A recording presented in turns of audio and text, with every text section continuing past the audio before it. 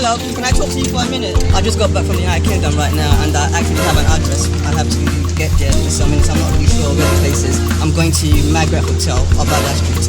Do you know the place? Obada Street, Margaret Hotel. I've heard it's somewhere around this place, but I'm not really sure.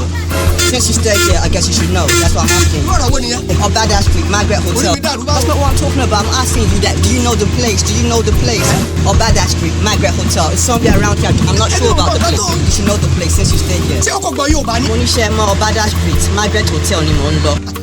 Àwọn fẹ́ sọ náà nìyẹn ni ẹ máa ń fèdè Yorùbá kọ́ra ìlú ẹni nílùú ẹni. Gbogbo lọ Amẹ́ríkà ìyẹn ò pé kó má wàá sọ èdè Yorùbá mọ́. Wo ọ̀kan yẹn street yẹn gangan níbi òun lọ Ọbádá hòtẹ́ẹ̀lì kan fẹ́ yẹn gangan òun rè. Kúrẹ́ wà dé bí wọ́n sọ òyìnbó bí ọ̀pẹ rẹ̀. Gẹ́gẹ́ bí wọ́n lè ní èmi ò gbọ́ òyìnbó mi rẹ̀ fẹ́ gbọ́ òyìnbó. Wọ́n ní wọ́n tún gbọ́ òyìnbó kankan. Lórí burúkú wọ́n ti léwèrè l'Amẹ́ríkà Trump ti lé. Ó gbẹ lójú gbẹ orí gbẹgẹrẹ ìyábà orí hán àfi bí gàlà. Wọn ò jẹ́ kí wèrè kẹrù. Bí èmi wò ó ṣe é ìbọn ló máa bà ẹ́ wàá kò ní tiẹ̀ wájú wàá kò yìí kú ṣètò fún ẹ.